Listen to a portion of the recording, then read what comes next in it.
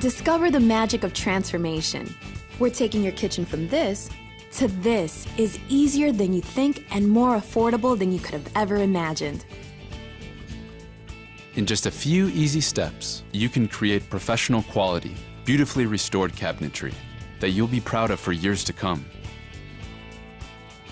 Plus, it doesn't matter if your cabinets are made of wood, laminate, or melamine.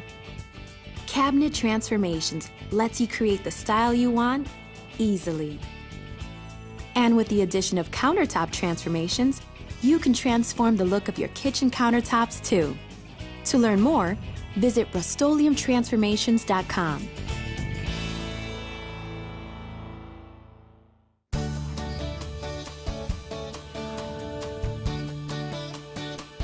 Cabinet Transformations is easy and doesn't require extensive remodeling. In fact, no special skills are required.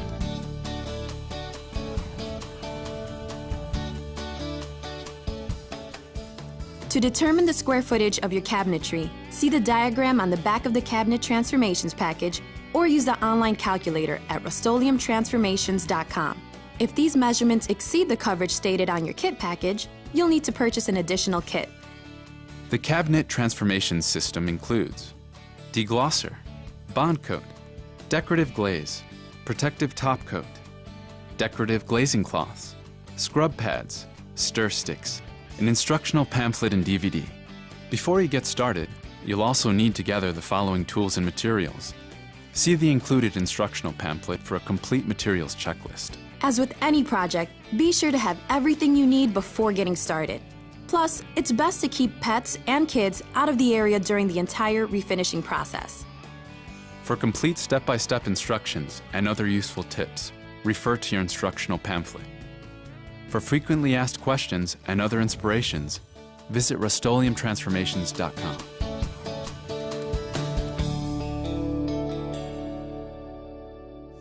Begin by creating a workstation in your kitchen to make preparation for each step easier. Lay out a tarp on your floor and cover your countertops and the walls around your cabinets with plastic sheeting. Be sure not to cover your base cabinets. Tape the edges using smooth painter's tape. Next, create a quick sketch of your kitchen layout. Number each door and drawer front and mark each one using smooth painter's tape. Be sure these numbers match your sketch. Now is a good time to remove any outdated items from your kitchen. For instance, removing the valance above the sink, along with the curtains and paper towel holder, will give your kitchen a fresh, updated feel. It's also a good idea to empty your cabinets. Next, remove all of your doors and drawers. To make assembly easier, put all your hardware in separate numbered cups or baggies according to your sketch. You'll need a separate area away from your kitchen to refinish your doors and drawer fronts. Cover a board or large table with craft paper or a tarp to create a workspace. Also, lay a tarp on the floor and surrounding area. Choose a place that's dust and dirt free, out of the sun and away from wind. Perhaps your basement or garage. Also, be sure that your workstation is well ventilated, but do not use a fan. Now, lay out your doors and drawers for the next step.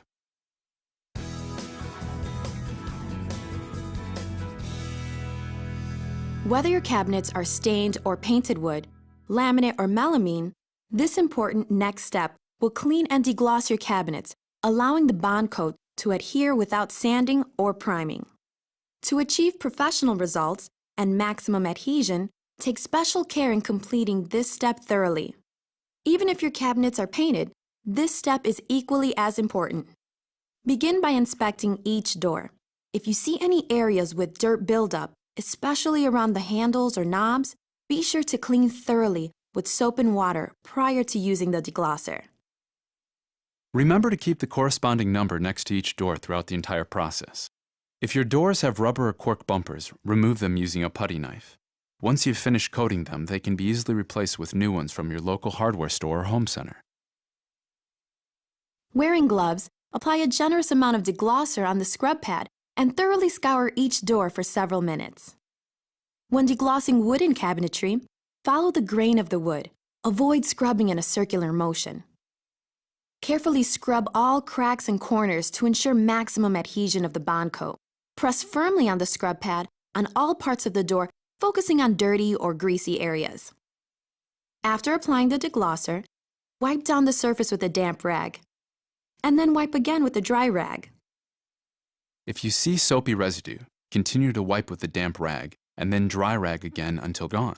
Once you've finished, inspect each door to be sure it has been thoroughly cleaned and deglossed. When you're done, continue on the back and repeat the exact same process. Now, do the same for your cabinet frames. Begin by inspecting them carefully for heavy grease and dirt deposits. Typically, the cabinets near the stove will be the worst. After cleaning these areas well with soap and water, you're ready to apply the deglosser. Apply as you did earlier and thoroughly scrub down your cabinets. Follow the grain by scrubbing vertically and horizontally. If your cabinets have a veneer side or a side that doesn't look like solid wood, thoroughly scrub them to ensure that all dirt and grease have been removed. As before, wipe them down immediately using a damp rag. Then follow up with a dry rag until all soapy residue is gone. After applying the deglosser, allow doors, drawers, and frames to dry 1 hour before applying the bond coat.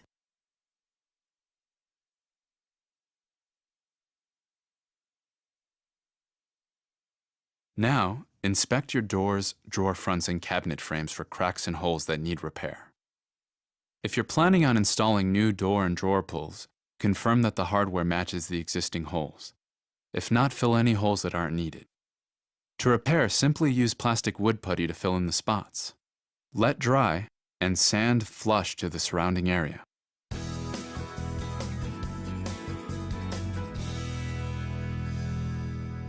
The solid color bond coat will provide rich, beautiful color and will bring out the natural beauty of the wood grain. Begin by taping the inside edges of each cabinet with smooth painter's tape. Be sure all edges are pressed down to ensure that none of the coating will be able to bleed through. Note, you'll have enough bond coat to cover the outer cabinet frame, each drawer front, and the front and back of each door with 2 coats. There is not, however, enough to coat the inside of the cabinets or shelves.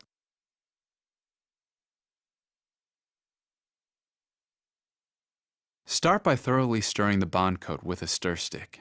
Pour a portion of the bond coat into a clean disposable container. Now, wipe your cabinets one more time using a dry lint-free cloth to remove any dirt or residue left by the deglosser. Use a 2-inch angled or straight synthetic paintbrush to achieve professional results. Rollers are not recommended. To ensure the best results, apply in even coats. Use up and down brush strokes on the cabinet sides and vertical stiles. Use side-to-side brush strokes on the horizontal rails. Once the first coat is completely dry, approximately 2 to 3 hours, apply a second coat. When finishing your cabinet doors, here's a tip to make the process easier. Drive 2 drywall screws into a 2x4. Set up 2 of these on your work table to support each door and make the sides of your doors easier to coat. As with your cabinets, be sure to wipe down each door with a dry, lint-free rag before you start. Begin with the back side of your door. This will allow you to get comfortable with the technique before proceeding to the front side. As before, use a 2-inch angled or straight synthetic paintbrush to apply. And for wood cabinet doors, be sure to follow the grain. Start with all 4 inside corners and sides. Next, paint the center panel with long, smooth vertical strokes. For the top and bottom portions, use horizontal strokes. Finish by brushing the outer sides in a vertical motion. Once you've completed the entire door, go back over the surface with light, finishing strokes to ensure a smooth, even finish. Look for any excess in the corners and crevices. Use your brush to remove any buildup. Once the first coat is dry, come back and complete a second coat. When the backside has 2 coats and is completely dry, approximately 2 to 3 hours, carefully turn the door over and complete the front side in the exact same manner. Be sure to coat the edges when completing the front side, watching for drips. Once the first coat is dry, come back and complete a second coat.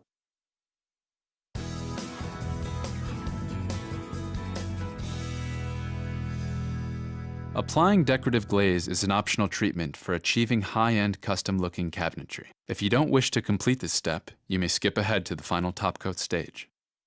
The addition of glaze can add depth and dimension to your cabinetry.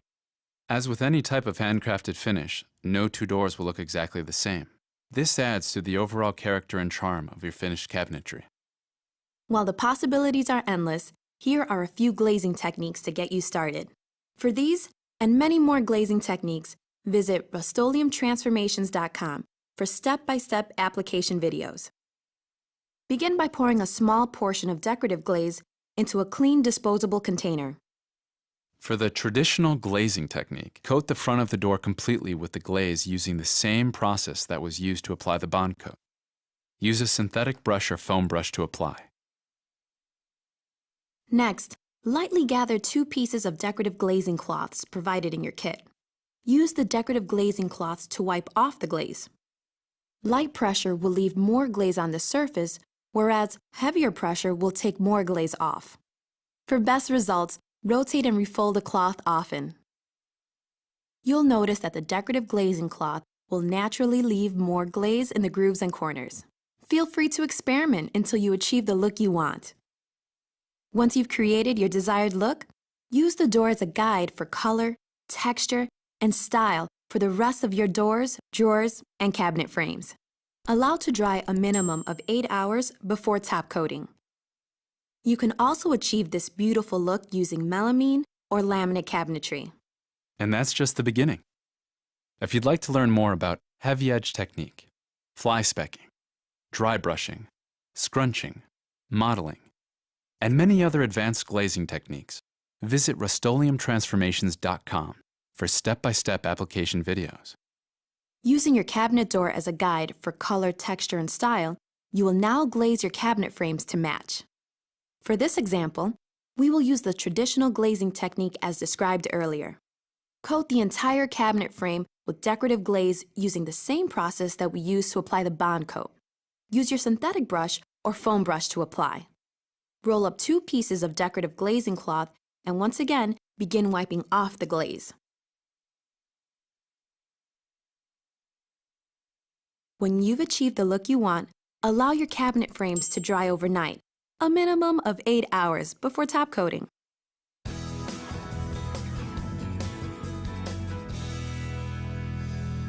The protective top coat is specially formulated to provide superior stain and scratch resistance.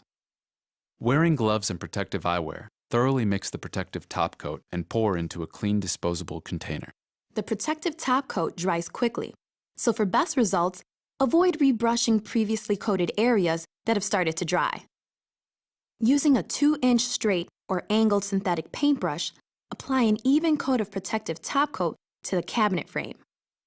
Just as you apply the bond coat, use up and down brush strokes on the cabinet sides and stiles. Use side-to-side brush strokes on the horizontal rails.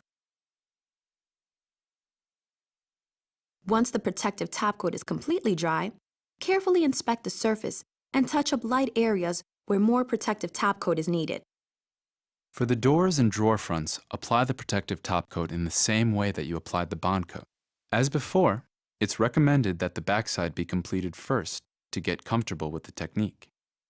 However, for this demonstration, the front side of the door was coated to illustrate how to apply the protective top coat in the corners and grooves of the door panels. Remember to avoid rebrushing previously coated areas that have started to dry. And if you get any buildup in the recessed areas, simply wipe it out right away using a clean, dry synthetic paintbrush.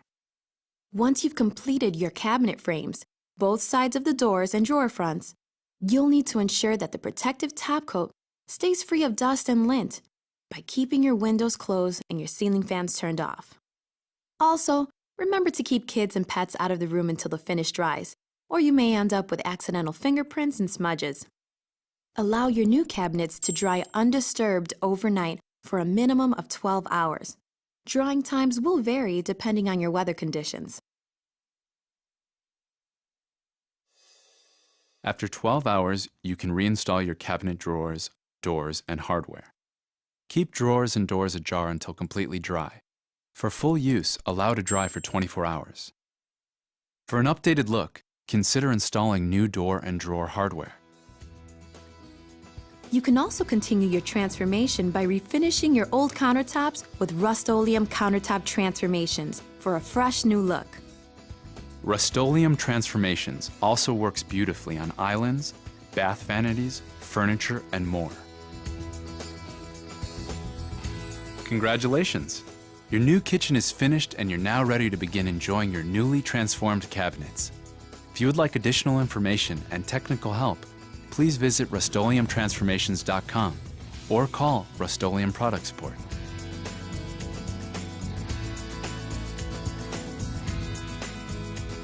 Your newly refinished cabinets are just the beginning. Let your transformation continue with the look and feel of professional quality, beautifully restored countertops. The black countertops you just saw in this presentation were refinished using Rust-Oleum countertop transformations, the durable do-it-yourself coating system that's perfect for kitchens, bathrooms, and projects all over your home, all in a weekend. For more information, visit rustoleumtransformations.com.